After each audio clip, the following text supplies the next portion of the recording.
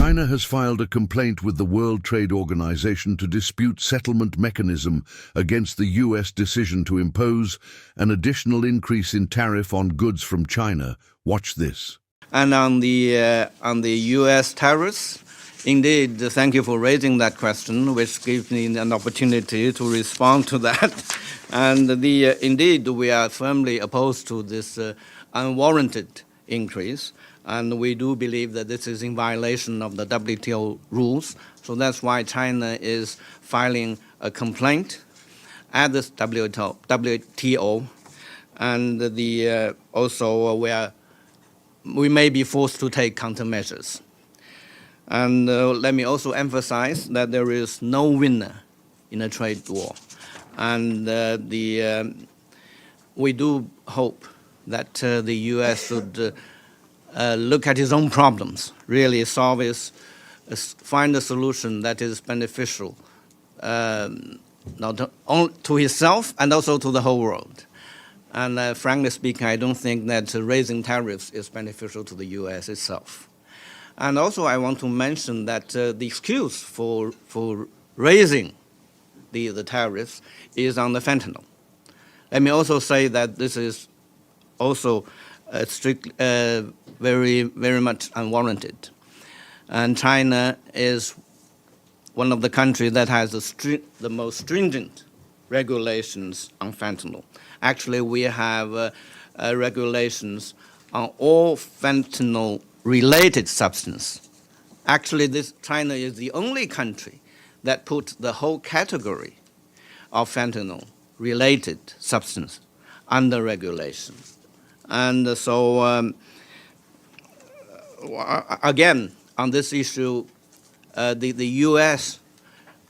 should approach this issue more from its own perspective. For instance, look at the demand side of the fentanyl, and rather than shifting the blames onto others. I don't think that will be a good for the U.S. itself. Let me say that China's initiative to hold this signature event is based on three considerations. The first one is the urgent need to reaffirm our commitment to multilateralism. We all know that this year marks the 80th anniversary of the founding of the United Nations. And in our view, if the 80 years of the UN history have taught us anything, it is that multilateralism is the best guarantee for international peace and stability. So we believe that as the world enters a new period of turbulence, it is all the more important for countries to reaffirm their commitment to an international system with the UN at its core and to an international order based on international law. In particular, the principle of peaceful resolution of disputes. And second consideration is the urgent need to improve global governance. It is our belief that facing the myriad challenges around the world, no country can stay aloof or unaffected. The only option is to work together. At present, there is an increasing call in the international community, among the Global South in particular, for reforming and improving the global governance system. In our view, global governance reform is not about dismantling the existing system or reinventing the wheel. Our approach is one of innovation and improvement. It is to better reflect the changing realities of the global political and economic landscape and the common aspirations of the Global South. The aim is to build a more just and equitable global governance system, one that addresses the global governance deficit and ensures that its benefits are shared by all. Our third consideration is the urgent need to strengthen the role of the Security Council. The Security Council is at the core of the global collective security mechanism. The whole world looks to the Council members to work together to fulfill our duties mandated by the UN Charter. Yet, unfortunately, long-established practices that have served us well over the years are being eroded. Solidarity, and cooperation are being replaced by division and confrontation. And very often, the Council has been unable to do anything in face of major security crisis. This situation cannot continue. The Council must rise up to its responsibilities, and for that to happen, it must return to the path of multilateralism and the mutual consideration. So these are the rationale behind China's initiative to hold the signature event on multilateralism and the global governance. So we expect, as I said in my opening remarks, that the member states, in particular, the members of the Security Council, should reconfirm their commitment to multilateralism and to the role of the UN in order that the world could move in a better direction. Good afternoon, Ambassador. Happy New Year. Gabriel Elizondo from Al Jazeera English. 2 questions, sir. Number 1. Oh, okay, yeah. Either in your capacity as president or in your national capacity, what exactly are you looking for on the West Bank issue in terms of coming out of the Council in perhaps the coming days? And second question on Panama. The United States claims that China has influence and control over the Panama Canal and or areas around the canal. Is that true? And what's your response to the Panamanian president announcing that he might end the 2017 Belt and Road Initiative with your country? Thank you. So I'll answer your second question first, since this is directly related to China. Let me say that I think the accusation against China is totally false, is groundless.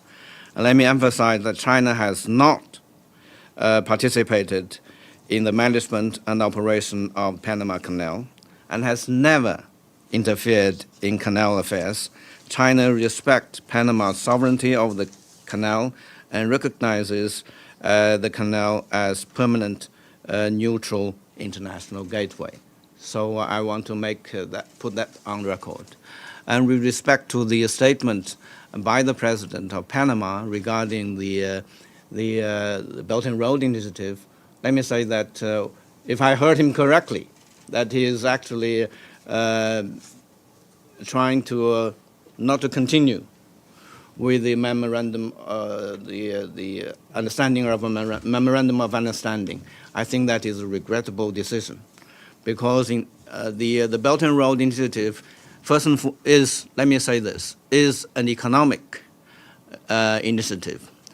The purpose is to build up a platform for countries, especially the Global South, to have economic cooperation with each other. So it has nothing to do with any political agenda. So and the economic cooperation is mutually beneficial. So we do hope that country would see this in a proper light, and the smear campaign that is launched by the U.S. and some of the other Western countries on the Belt and Road Initiative is totally groundless. And so we will continue with our efforts in the hope that the Global South can work better, and China can provide assistance to the development of all these developing countries. Yeah, in the West Bank, we are, as I said, we are following the situation very closely, and we have seen the reports that the military attacks on Jenin and the refugee camps. So we do hope that the situation can improve, and Israel should stop attacking the Palestinian people. And with respect to the Security Council, and as I said, we are coordinating with member states, and we'll be happy to convene a meeting and in order to express our views, and if possible, take appropriate actions. Next, Michelle, please. Thank you, Ambassador. Michelle Nichols from Reuters. Just following up on all the other questions have already been asked with regard to US-China relations and the deterioration that we're seeing at the moment. How do you think that might impact work here at the UN between yourself and your new incoming US counterpart? Do you think these tensions could affect anything else that the Security Council is dealing with? Well, I'm sure most of you have seen the hearings that the new PR of the U.S. had, and I saw most part of this. And I would like to say that from that hearing, I can see that she's a smart lady, articulate, and well prepared. And of course, I also took note of some of the prejudices and the misconception that he has expressed, which we strongly object to.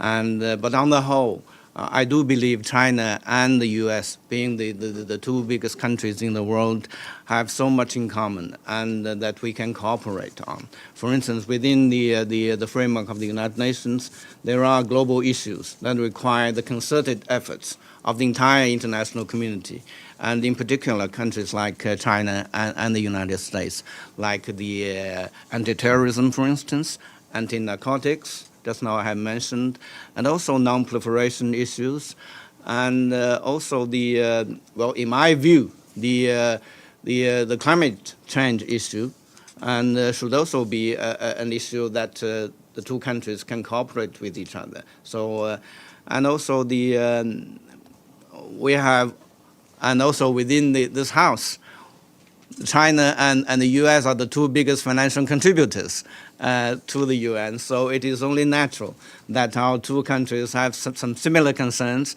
on how to enhance the efficiency of the Secretariat and the UN's work. So there are many things that China and the US can work together.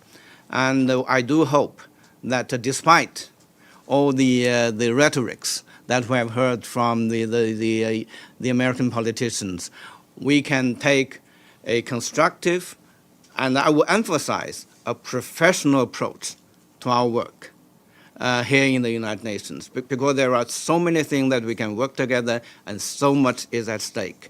If China and the US can work together and jointly, I'm sure we will be able to solve many problems and make the world a better place to live.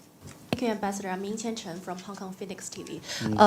We see that China has launched the artificial intelligence DeepSeek recently, which has aroused global attention. And President Trump said this could be a wake-up call for the countries. And he said the U.S. should win the competition between the U.S. and China on the AI developing. And we see that the U.S. Navy and also Texas has announced to ban DeepSeek. What's your response on that? And also, last year, the UNGA has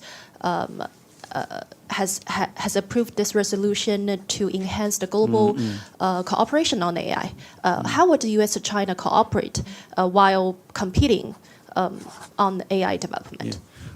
Thank you for the question. Indeed, the DeepSeek has caused global sensation, and also some commotion or even panic in certain quarters. And so I'm not a technical person, so I will not go into the technical details. But I'm sure, and I encourage all of you to use it. It will come in handy when you write your news reports, I'm sure. And but as I said, I will not go into the technical details. But I think the takeaway from this, for me, in particular, is that the technological containment and technological restriction do not work. I think that is a lesson that the whole world should learn, in particular the US should learn. And I have said this before, and I'm going to say this again. Never, ever underestimate the ingenuity of the Chinese scientists and engineers. And also I want to say that some of the knee-jerk reactions from some quarters is totally unwarranted. What we need is not more bans or more close-ups or more closures. Look at the Huawei. Look at TikTok. Now the deep seek. How many more do you want to ban? Huh? For us, the right approach is to open up, and is to have cooperation, both on the technological level and actually for the political level as well. And you mentioned the resolutions. Indeed, China and the U.S. being the two most advanced countries in terms of the AI, we have so much to cooperate. And as we always say, that AI has profound ramifications in all assets of human life.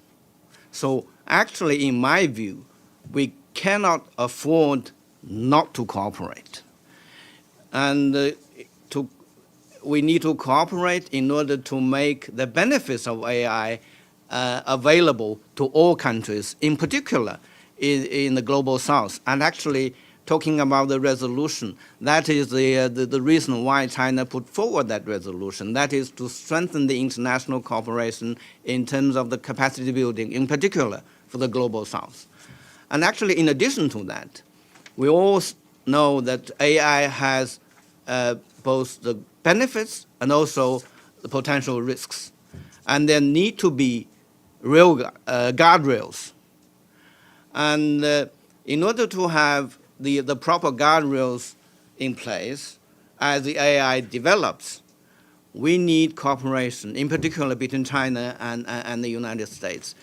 If we have fragmentation, it can only enhance the risk and reduce the benefits. And I don't think that is in the interest of anyone, including the United States, and in particular, not in the interest of the whole world. So as I said, some of the knee-jerk reactions need to stop, and they are not warranted. Ambassador, actually, I want to ask you the DeepSeek question. Actually, DeepSeek generated that question, but it's been asked by Yin-Chen. So I will change to another topic. This month, the signature event is about implementing multilateralism. We know that the new U.S. administration now in the process of withdrawing Paris Agreement, withdrawing from WHO. We saw the sharp change of policy on UNRWA, and the incoming ambassador of U.S. also said that there will be America first, which means to curb the influence of China in the UN. With all this, what do you think of the withdrawing of multilateralism of the United States, and how are you going to communicate with the incoming new ambassador Stefanik on these issues? Thank you. Well, as I said in my opening remarks, I think now we are faced with all these global challenges, and no country can stay aloof or can stay unaffected. That includes the United States, even though it is as strong as a country like the United States. So, of course, we do believe that multilateralism is the way forward. And, well, as to the foreign policy of the United States, it's up to the Trump administration to decide what policy they pursue. But as I said, as far as China is concerned, we stand ready to cooperate with any country, including the United States. And as I said, China and the U.S. have so much common interest when it comes to the tackling the global issues. Drop your thoughts in the comments below. If you found this video informative, don't forget to give it a thumbs up, subscribe, and hit that notification bell so you never miss an update on the stories that shape our world. This is Adaka Africa, bringing you the geopolitics you need to know. See you in the next one.